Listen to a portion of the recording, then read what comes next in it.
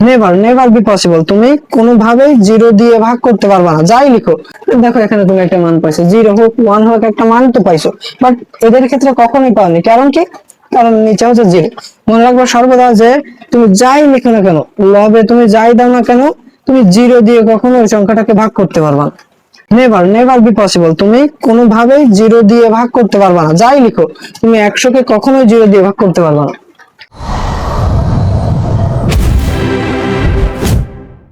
আসসালামু আলাইকুম। আজকে আমরা জিরোর এই কনসেপ্টটা বিল্ড আপ করার ট্রাই করব। দেখো ভগ্নাংশের ক্ষেত্রে জিরোর হচ্ছে তিনটি কনসেপ্ট। সেটা হচ্ছে জিরো যদি ভগ্নাংশের উপরে বসাই অর্থাৎ লবে বসাই তাহলে একটি মান আসবে, জিরোকে যদি হরে বসাই তাহলে একটি মান আসবে, এবং হরে এবং লবে উভয় ক্ষেত্রে যদি জিরো থাকে তাহলে অন্য একটি মান আসবে। তো চলো আমরা এখন বোঝার ট্রাই করি। আমরা জানি প্রত্যেকেরই এই বিষয়টি নিয়ে কনফিউশন এবং একটু দ্বিধাদ্বন্দ্ব থাকে। দেখো প্রথমে হচ্ছে আমি যদি বলি, ধরি এখানে তোমার কাছে 15টি নাম্বার আছে।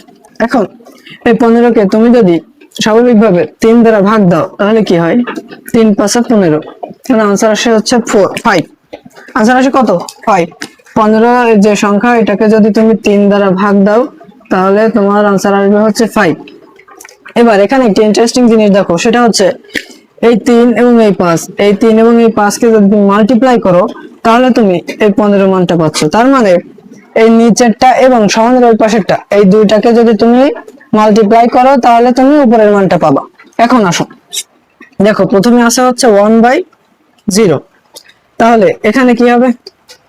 আমরা এখানে কি কনসেপ্ট দেখছি যে এইটা নিচেরটা এবং হরেরটা এবং সমানের ওই পাশেরটা দুইটা যদি গুণ দেয় তাহলে উপরেরটা পাবো।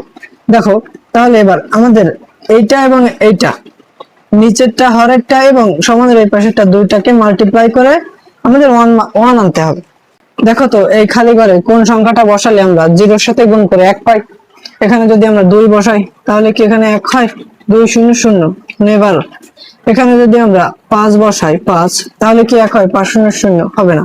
যদি 10 বসাই তাহলে কি হয়? হয় না। তাহলে কোনোভাবেই যে সংখ্যাই আমরা এখানে বসাই না কেন কোনোভাবেই এইটা 1 হওয়া পসিবল না। তাহলে এটাকে আমরা কি বলতে পারি? এটাকে হচ্ছে অসংজ্ঞায়িত।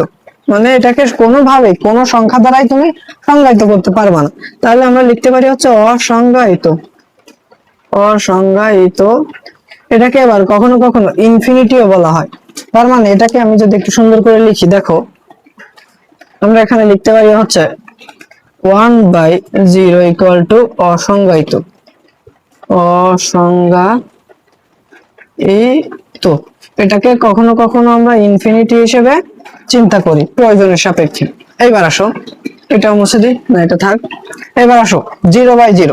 তাহলে একই রকম ভাবে 0/0 = এখানে একটা খালি ঘর দাও। এখন দেখো নিচেরটা এবং সমানের ওই পাশেরটা দুইটা মাল্টিপ্লাই করলে আনসার আসবে উপরেরটা। তাহলে এখানে তুমি নিচেরটা এবং এখানে কোন সংখ্যাটা বসালে তোমার মান 0 আসে? দেখো তো এখানে যদি তুমি 1 বসাও তাহলে এখানে মান 0 আসে না। 2 1 0 সাথে গুণ হয় 0। এখানে যদি তুমি 2 বসাও দেখো তো 0 × 2 0। এখানে যদি তুমি 10 বসাও তাহলে 0 × 10 = 0। তার মানে এখানে তুমি যেই সংখ্যাই বসাও না কেন তোমার আনসার অলওয়েজ 0 আসবে। তার মানে এটা হচ্ছে তুমি যতগুলোই মান বসাও না কেন তোমার আনসার আসবে 0। তাহলে ওভারঅল আমরা এটাকে কি বলতে পারি? কোনোভাবেই নির্ণয় করা কি যাচ্ছে? তুমি এক্স্যাক্টলি এখানে যেমন তুমি 3 কে 5 এখানে একটা 5 সংখ্যাটাকে বসাইছো, 15 কে 3 দ্বারা ভাগ করলে এখানে 5 একটা সংখ্যা, তার মানে এটা ডিফাইন। বাট এখানে তুমি ডিফাইন করতে পারতেছো না যে কোনটা হবে। তার মানে কি অনির্ণয়, তুমি নির্ণয় করতে পারতেছো না যে কোন মানটা এখানে হবে। তুমি এখানে 10 তুমি এখানে 100 বসাও তারপরেও 0 সাথে গুণ হয়ে 0 আসতেছে। তার মানে যে সংখ্যাই বসাও না কেন তোমার 0 আসতেছে, এটাকে তুমি কখনোই নির্ণয় করতে পারবে না। তার মানে হচ্ছে 0/0 সমান কি লেখা যায়? অনির্ণেয়। অনির্ণেয় ইংরেজিতে হচ্ছে কি? আনডিফাইন্ড। ওকে, এবার আসা হচ্ছে 0/1। 0/1 এর ক্ষেত্রে বাক্স দিলাম, এখানে একটা বাক্স। এখানে দেখো তো কোন সংখ্যাটা বসালে এখানে তুমি 0 আসে? দেখো তো 1 এর সাথে তুমি যদি এখানে 0 বসাও দেখো তো এখানে যদি তুমি জিরো বসাও তাহলে ওয়ানের সাথে জিরো গুণ হয়ে কি হবে জিরো। এখানে কিন্তু তুমি যদি এখানে ওয়ান বসাও, ওয়ানের সাথে ওয়ান গুণ হলে ওয়ান হয়, কিন্তু জিরো আসে কি? আসে না। এখানে যদি তুমি টু বসাও, টু ইন্টু ওয়ান গুণ করলে টু আসে, কিন্তু জিরো আসে না। তার মানে একটি মাত্র সংখ্যায় যদি তুমি এখানে বসাও সেটা কি? এটা হচ্ছে জিরো। জিরো বসানোর কারণে একের সাথে জিরো গুণ হয়ে লবের মান আসতেছে জিরো। তার মানে কি ওয়ান বাই জিরো সমান আমরা ওভারঅল লিখতে পারি কি জিরো।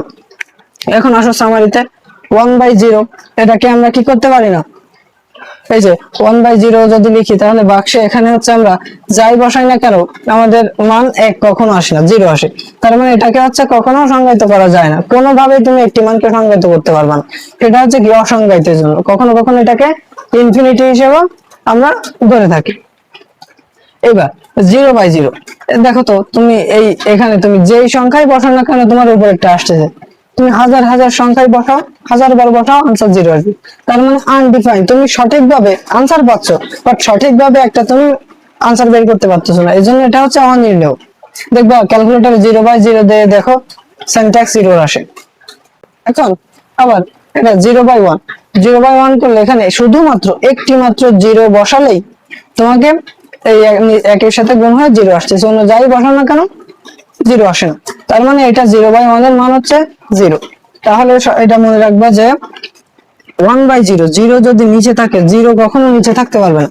জিরো যদি নিচে থাকে তাহলে এটা হবে অসংজ্ঞায়িত, এবং উপরে নিচে উভয় ক্ষেত্রে যদি জিরো থাকে সেটা হচ্ছে অনির্ণেয়, এটা নির্ণয় করা যায় না, অনির্ণেয়। এটা অসংজ্ঞায়িত, এটা হচ্ছে অনির্ণেয়। এবং এই জিরো বাই জিরো যদি উপরে থাকে আর নিচে যদি এক থাকে তাহলে সেটা আনসার আসবে জিরো। এর জন্য নিচে কখনো জিরো হতে পারবে না, নিচে যদি জিরো আসে তুমি কোনো মান পাবো না। দেখো এখানেও নিচে জিরো, এখানেও নিচে জিরো, অসংজ্ঞায়িত, এখানে অনির্ণেয়। বাট এখানে কি নিচে জিরো না, এখানে হচ্ছে উপরে জিরো। দেখো এখানে তুমি একটা মান পাইছো, জিরো হোক ওয়ান হোক একটা মান তো পাইছো, বাট এদের ক্ষেত্রে কখনোই পাওনি, কারণ কি? কারণ নিচে হচ্ছে zero.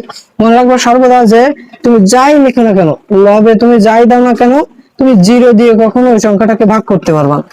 Never never be possible, তুমি কোনোভাবেই জিরো দিয়ে ভাগ করতে পারবা না। যাই লিখো তুমি 100 কে কখনোই জিরো দিয়ে ভাগ করতে পারবা না। 100 কে তুমি যদি জিরো দিয়ে ভাগ দাও এখানে আসবে ইনফিনিটি বা অসংজ্ঞায়িত। এই দাও নিচে জিরো আছে। ওকে, আশা করি ক্লিয়ার। Thank you.